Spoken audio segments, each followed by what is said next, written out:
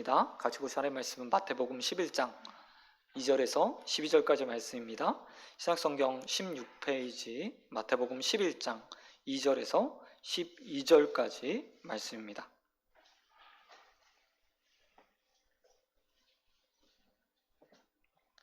마태복음 11장 2절에서 12절까지 말씀 다 찾으신 줄 알고 앉으시 기록하겠습니다. 요한이 옥에서 그리스도께서 하신 일을 듣고 제자들을 보내요.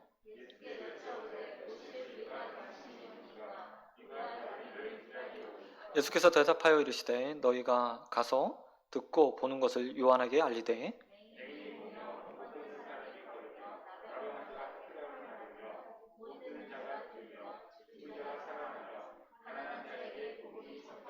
누구든지 나로 말미암아 실족하지 아니하는 자는 복이 있도다 하시니라.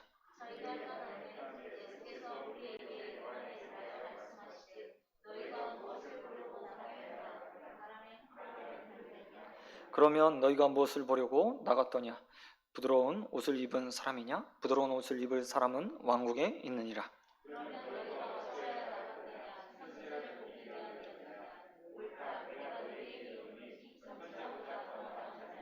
기록된 바 보라 내가 내 사자를 내 앞에 보내리니 그가 내 길을 내 앞에 준비하리라 하신 것이 이 사람에 대한 말씀이니라.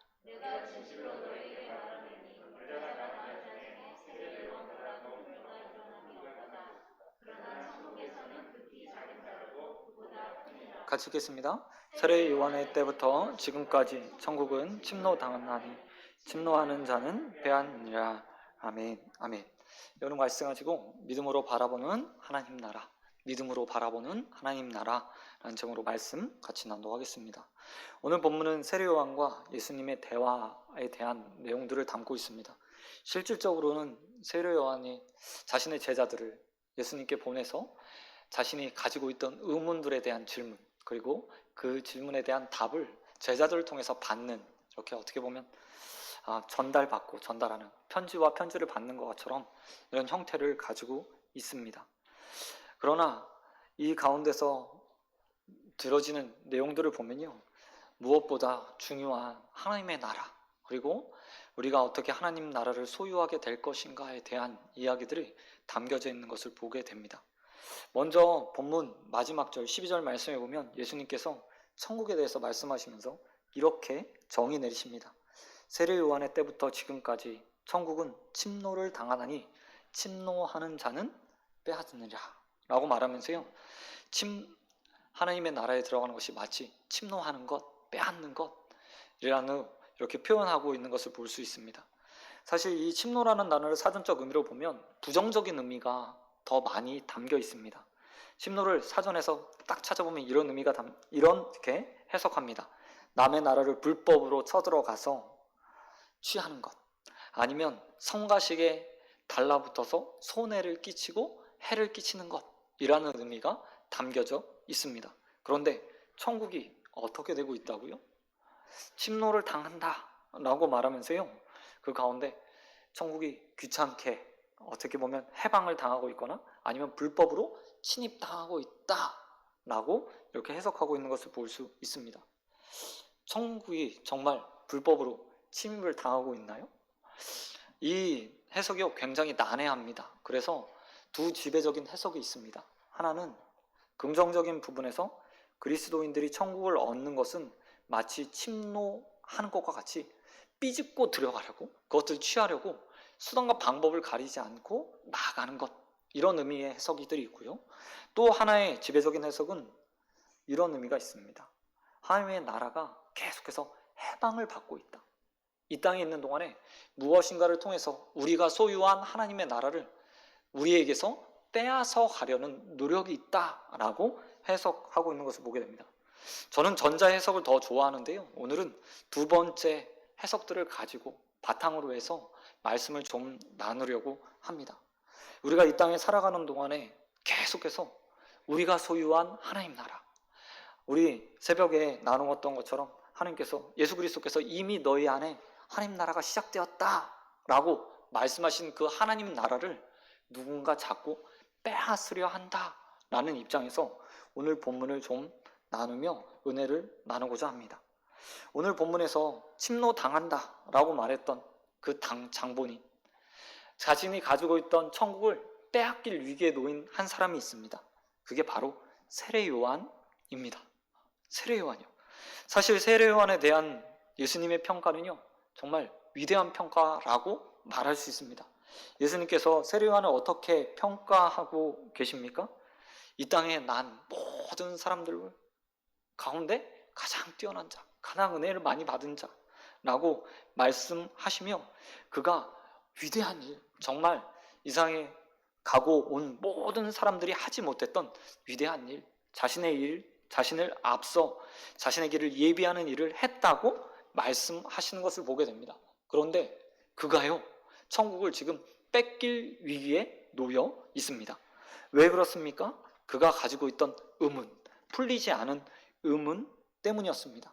11절 말씀에 보면 예수님께서 이렇게 말하죠. 내가 진실로 너희에게 말하노니 여자가 낳은 자 중에서 세례 요한보다 큰 이가 없다. 그러나 천국에 가면 그는 지극히 작은 자 중에 하나일 뿐이다 라고 말하면서요, 그는 위대하지만 그의 삶이 그냥 그 이상, 천국에 가서는 어쩌면 작은 자의 하나에 불과할 수도 있다 라고 말씀하시는 걸 볼 수 있습니다. 사실 예수님의 말씀처럼 그는 위대한 사역자였습니다.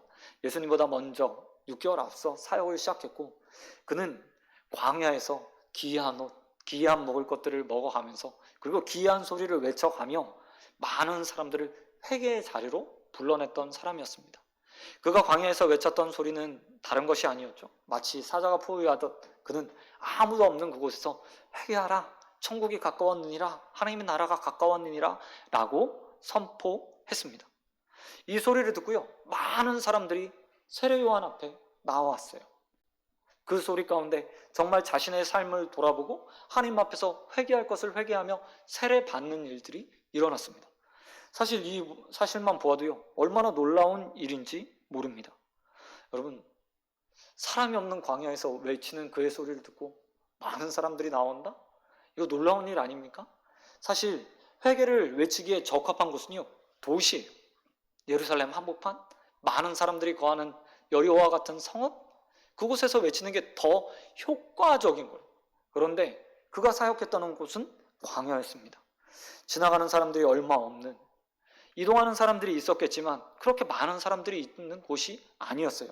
그러나 그의 외침은, 그의 회개의 선포는 그것을 듣는 자들의 마음 가운데, 아, 내가 회개해야겠구나, 나는 동기, 하나님의 은혜들을 충분히 받을 만한 그런 외침이었다는 겁니다. 그리고 입에서 입으로, 소문에서 소문으로 그런 세례 요한의 행적과 이야기들, 외침들이 전파되었고, 그것을 통해서 많은 사람들이 세례 요한 앞에 나와 자신의 죄를 회개했습니다.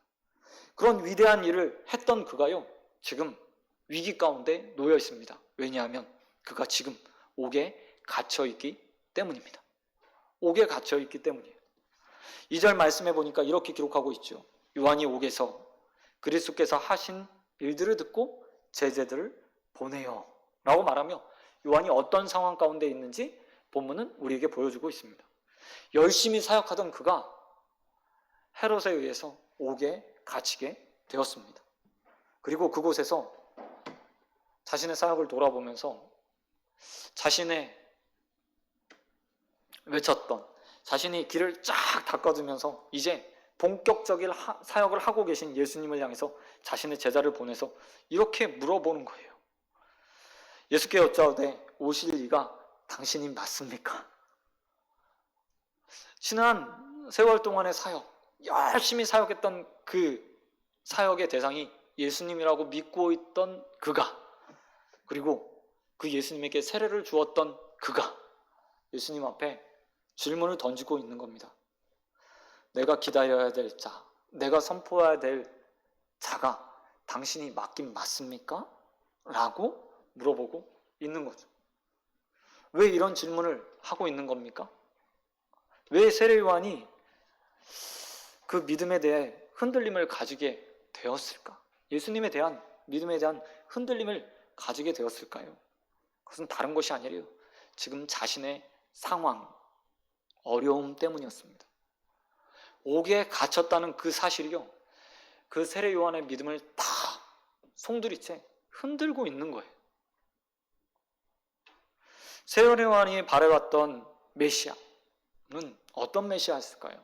세례 요한도요, 유대인들과 별반 다르지 않은 메시아상을 가지고 있었을 것 같습니다. 메시아가 오시면 우리는 압제 가운데서 풀려나게 될 것이다.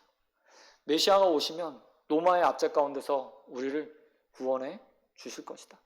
하나님 나라를 완성하여서 우리를 해방시키고 강력한 왕권을 통해서 이제 독립된 나라, 평안의 나라들을 살 수 있을 것이라고 생각했던 것으로 보여집니다. 여기까지도 괜찮았어요. 그런데 문제는 무엇이죠? 그렇게 그 메시아를 길을 예비했던 자신이요, 억울한 누명을 지금 옥에 갇힌 거예요. 아니, 말도 안 되는 죄목으로 인해서 자신이 갇혀서요, 이제 언제 죽을지 모르는 상황 가운데 놓이게 된 겁니다. 그리고 그는 예수님을 향해서 이렇게 질문하게 되었죠. 왜 내겐 이런 일이 생기는 겁니까? 당신이 메시아가 맞다면, 내가 그렇게 선포했던 메시아가 맞다면 왜 나에게 이런 일이 생긴 겁니까? 라는 질문을 지금 던지고 있는 겁니다.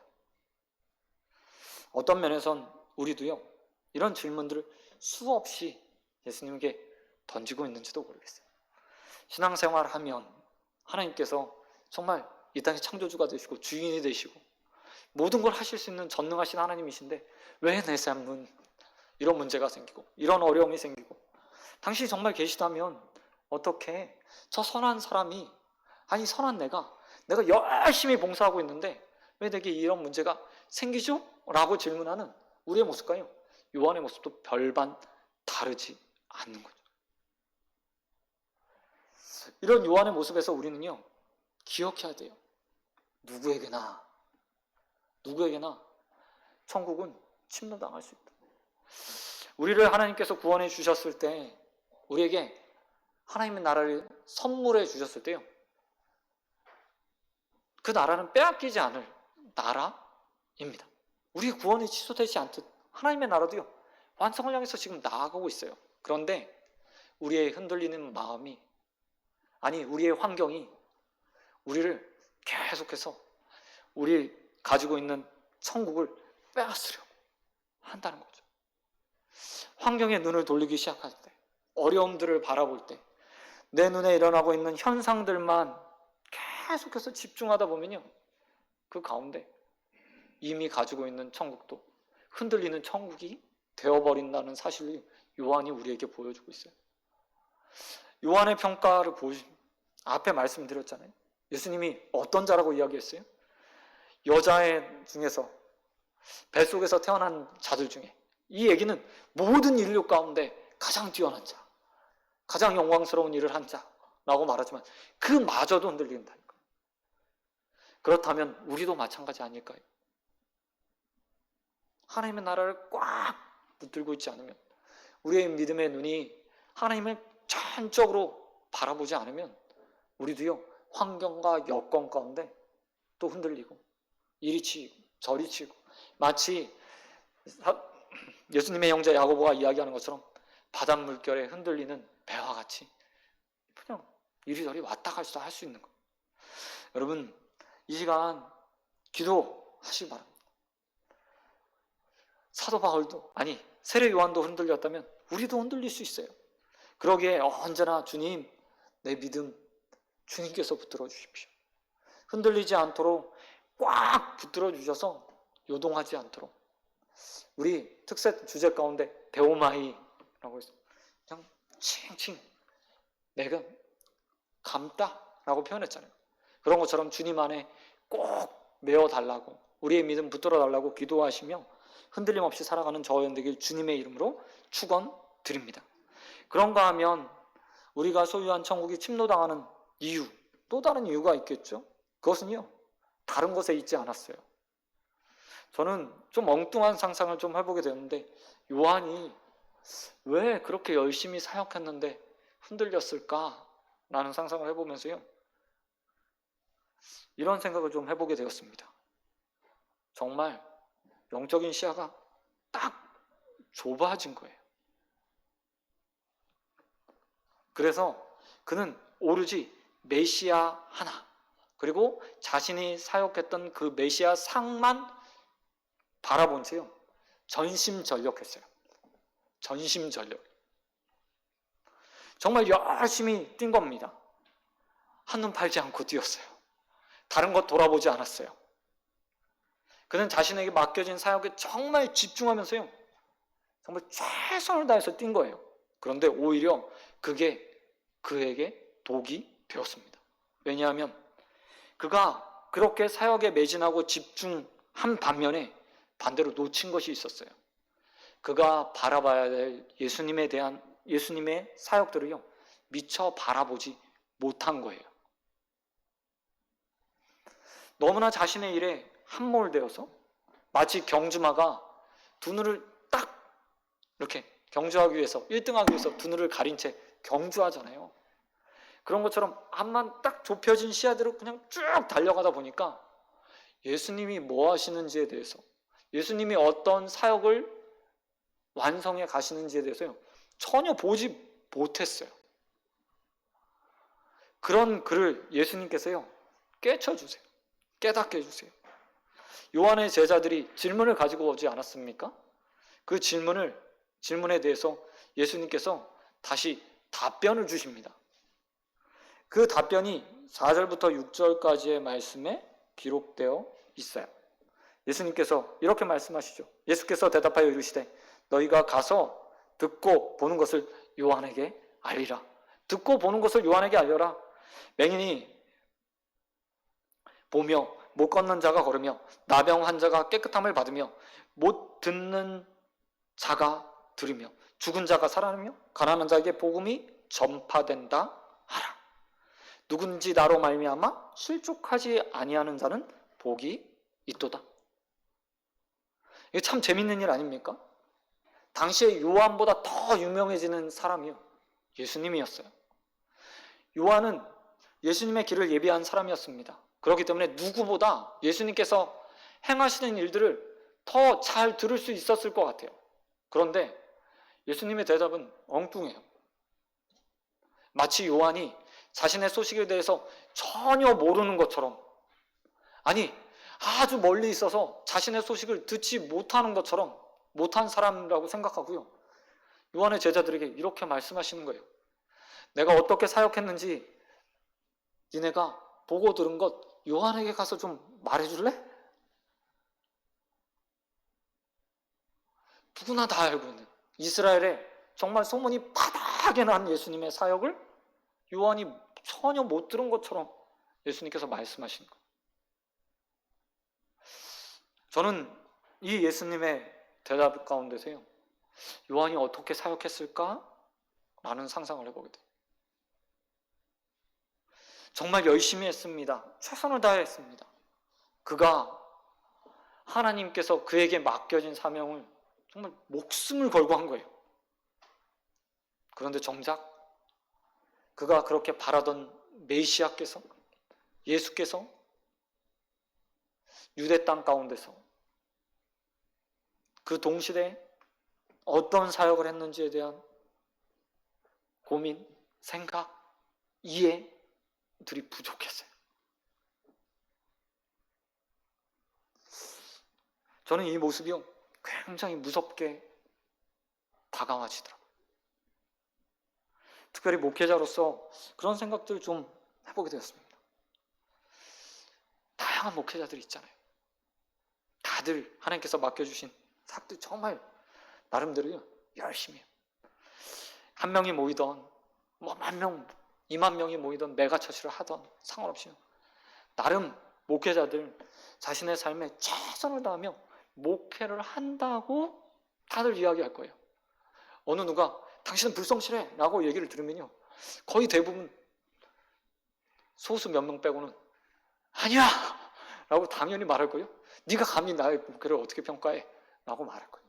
그런데 요한 같은 실수를 저도 범할 수 있고 작은 교회 목사님도 범할 수 있고 태형교회 목사님도 범할 수 있을 것 같아요. 목회자만 그럴까요? 아니 어쩌면 성도들도 그럴지 몰라요. 하나님의 일을 한다고 하는 사람들, 중직자들, 봉사하는 사람들, 그런 사람들이요, 일에 함몰되어서, 사명에 함몰되어서 하나님이 보여주고자 하는 것들을 다 보지 못한 채 그것만 바라본 채 열심히 달려가며 사역할 수도 있는 거죠. 그리고 그것이 오히려 독이 되어서 엉뚱한 질문, 엉뚱한 불평으로 돌아올 수 있는 거예요. 여러분, 우리요 그래서요, 영적인 시각, 하나님께서 보여주는 사명에 올인하고 거기에 달리고 그것에 매진하는 것도 중요하지만, 우리의 눈을 들어서 하나님께서 나 말고 우리 교회 안에, 나 말고 옆에 계신 권사님, 장로님, 집사님들 통해서 어떤 일들이 일어나고 있고, 그것을 통해서 하나님의 선한 역사들이 합력하여 어떻게 선을 이루는지요, 바라볼 수 있는 영적 시각이 필요한 것 같아요. 안 그러면요, 요한과 같은 어리석음, 요한과 같은 탈진, 요한과 같은 믿음 없음으로요, 우리에게 허락하신 하나님 나라가 침노당할 수 있어요. 여러분, 그러기에 두 번째로 기도하실 때, 주님, 내 시야를 넓혀 주십시오. 내 사역만 옳다 생각하지 않게 해주십시오. 내 방법만 옳다 생각하지 않게 해주십시오. 내가 신앙생활 했던 것만 전부라고 생각하지 않고 하나님의 다양한 역사들, 하나님께서 모든 사람들을 통해서 일하시는 다양한 방법들을 보고 깨닫고 인정할 수 있는 영적 시각들을 달라고 기도하시게 되길 주님의 이름으로 축원드립니다. 그런가 하면 세 번째로, 예수님께서 세례 요한의 말씀을 통해서 하나님의, 우리가 소유한 천국이 침노당하지 않기 위해 무엇을 위해서 달리고 있는지를 확인하라고 말씀해 주는 것을 보게 됩니다. 7절부터 10절까지의 말씀에 보면 어떻게 요한이 사역했는지 자세하게 이야기하고 있어요. 예수님께서 사람들이 광야에 나왔는지에 대해서 말씀해 주시면서요, 광야에서 뭐하러 나왔지? 사람들이 왜 광야로 나왔지? 라는 질문들을 제자들에게 던지세요. 그리고 그 광야에 나간 이후에 이렇게 말씀하시죠. 선지자의 소리를 듣기 위해서, 하나님의 말씀이 전파되는 것을, 그 선지자의 말들을 듣기 위해서, 하나님의 말씀을 듣기 위해서 나왔다라고 예수님께서 정의 내려주세요.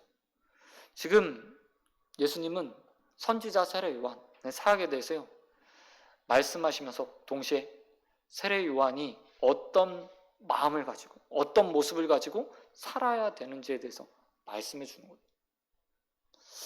선지자의 역할은요, 말 그대로요, 전하는 자, 선포하는 자, 자신이 본 것들을 증거하는 일들이요, 선지자의 사역이에요. 그리고 그는 그 일을 위해서 요한 자신의 모든 것들을 다 버렸어요. 평범하지 않은 옷, 평범하지 않은 먹을거리, 평범하지 않은 메시지를 통해서 그는 하나님의 선지자로서 자신의 사명을 다했거든요. 세례 요한에게, 또한 제자들에게 예수님은 이 사실을 분명하게 말해주고 계세요. 앞으로 너희들도 요한과 같이, 앞으로 모든 그리스도인도 요한과 같이 선지자처럼 살아야 돼. 하나님의 말씀을 증거하면서 사는 선지자처럼 살아야 돼. 그러기 위해서 네가 가지고 있는 모든 것들을 요한이 다 버리며 사역했던 것처럼 다 버릴 수 있는 준비를 갖춰야 돼 라고 말씀하시는 것을 보게 됩니다. 그리고 우리에게도 지금 말씀하시죠. 하나님 말씀을 대변하는 자로, 아니 예수님께서 제자들을 향해서 승천하시며 말씀하신 것처럼 증인이 되기 위해서 우리가 가지고 있는 모든 것들을 바꾸고 변화시킬 준비를 해야 된다. 요한이 사역자로 부름받아서요, 처음 사역을 시작했을 때, 광야에서 외치는 자의 소리로 사역했을 때 그 모습이요, 얼마나 회개했는지 알고 계시죠? 낙대토록 허리띠를 동이고 메뚜기와 석청을 먹어가는 그의 모습. 사람들은 그를 보면서요, 괴히 생각했어요. 더운 광야에서 그런 옷을 입고 다닌다는 것 쉬운 일이 아니잖아요. 제대로 된 음식을 먹는 것이 아니라 메뚜기 얼마나 하루에 잡아먹었을까? 그걸 위해서 얼마나 많은 시간을 썼겠어요, 사실. 그것이 하나님의 뜻이었기 때문에 요한은 과감히 자신의 살던 모습의 형태들을 다 버리고요, 그렇게 살았어요. 우리를 향해서도 주님께서 그렇게 삶을 살라고 말씀하신 겁니다. 하나님 나라를 소유하는 자들은 그 소유하기 위해서 때로는 자신이 가지고 있는 모든 것들을 다 내려놓고 버리고 삶의 형태들을 바꿔가면서 하나님께서 주신 일들에 매진하며 주어진 천국을 지키는 자가 되어야 된다고 말씀하신 거예요. 저와 여러분 삶도 그렇게 되길 소원드립니다.